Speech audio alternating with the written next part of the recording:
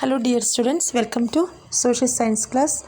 Today let us continue Political Science lesson number 2, Public Administration. Today let us start our class with the Secretariat, Center and State. Now first let us discuss about the Central Secretariat.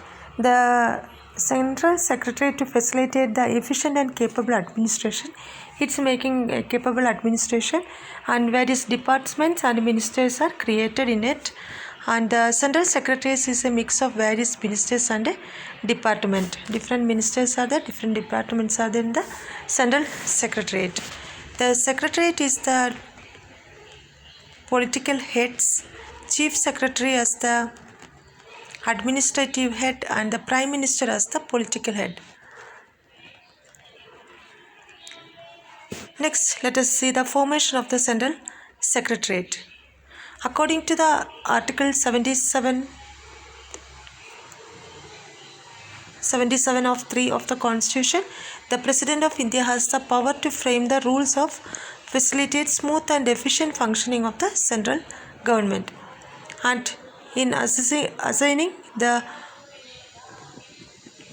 portfolio for the ministers, portfolio means the department, different department for the ministers. Each cabinet ministers will have an independent ministry. The portfolio is divided as the following. Each is entrusted to an official. The hierarchy of the secretariat as follows, means the right side you can see that one, and that one is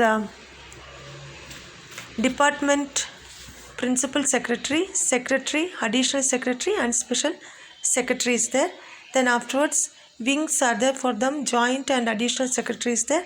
Divisions for division, director and deputy secretary is there. And branches are there, for that under secretary is there, and section officers are there. These are the formation of the Central Secretariat. Now the role and the function of the Central Secretariat. Secretariat is an organization that aids, means help the government in fulfilling its aims. It advises the minister in framing the policies. Secretariat aids, means help the ministers to performing their legislative duties, and Secretariat frame the regulations of administration, control. They are making some control of the administration. Secretariat analyzes the problems carefully and prepares the budget by keeping close relation with the financial department. Secretariat works as the bridge between the central government and the state government.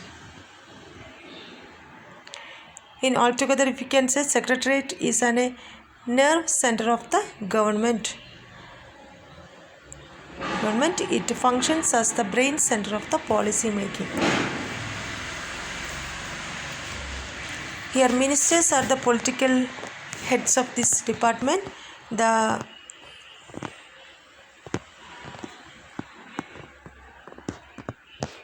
Next one is state legislature. Every state secretariat functions as the nerve center of the state government. Nerve system means in our body, that is an important thing. So it is very important. Each and every state secretariat is an important organization for the government. The secretariat includes the departments of the state. Different departments including ministers are the political head of these departments, and the principal secretaries are the administrative head of the department. Chief secretary is the administrative head of the state secretariat, and the secretary would be the head of one or two departments. The secretariats are usually form the IAS cadre.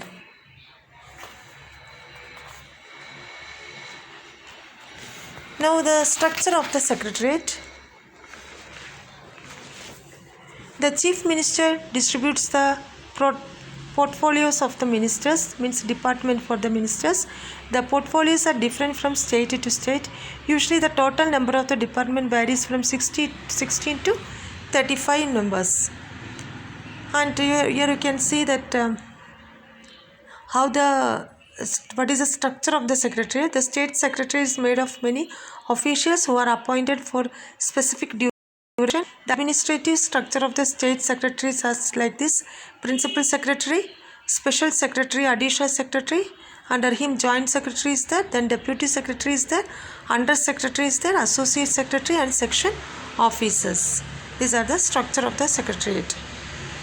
Next one is the functions of the state secretariat. The state secretary is an advisory body and functions, and its functions are there here, like it is the apex body of the state government and administration. It aids the, means it helps the policy making on all issues related to the state. It functions as the advisory expert committee to the state government.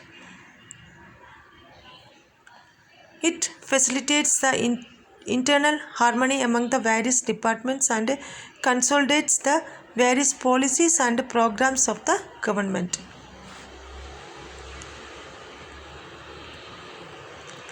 Next one is law and order. In order to ensure peace in the country, the maintenance of law and order is very important. If we need to be peace in our country, we need to maintain the law and orders properly. In the fast growing society of nowadays, the issue of maintaining law and order is very serious issue. The maintenance of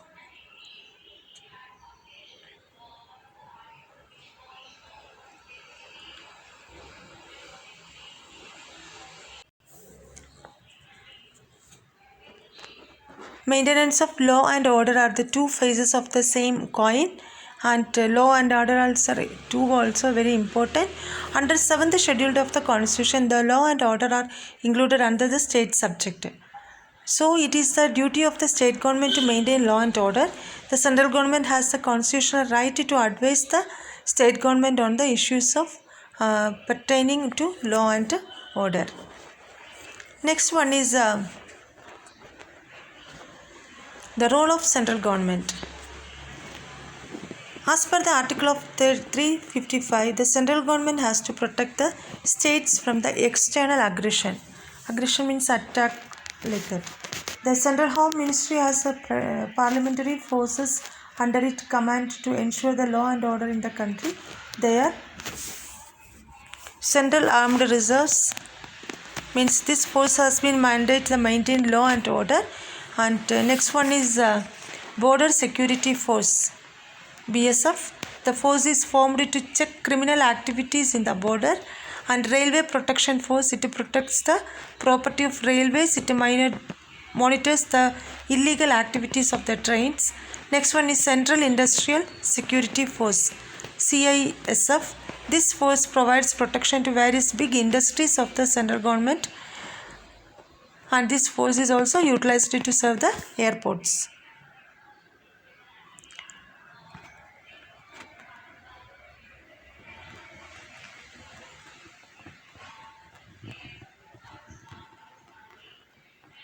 Next one is the structure of state police. The primary role of the state government is to giving protection for the law and order in the state. In order to fulfill this duty, state government have police force. You all know that, and we have that police force, and that will have adequate training and function. They are getting particular special trainings and all.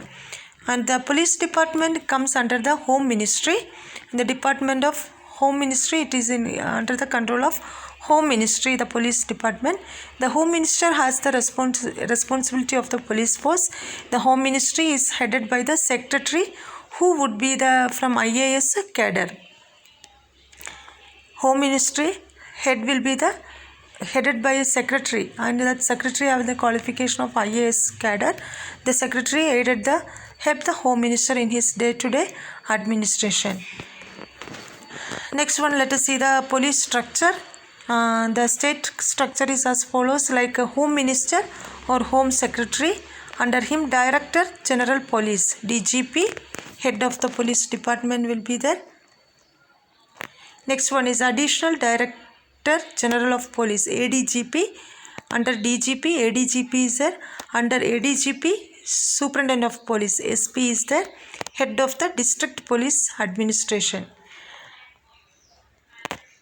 Next one is Under SP, DYSP is the Deputy Superintendent of Police, and Divisional Head he is next one is under him Circle Police Inspector, CPI, Circle Head he will be, and next under him PSI, Police Sub Inspector, PSI is there. Next under Police Sub Inspector, Assistant Sub Inspector of Police is there, ASI is there. Next Head Constable and Police Constable. I hope you all understood this lesson. Next class I will send you notes. Thank you students.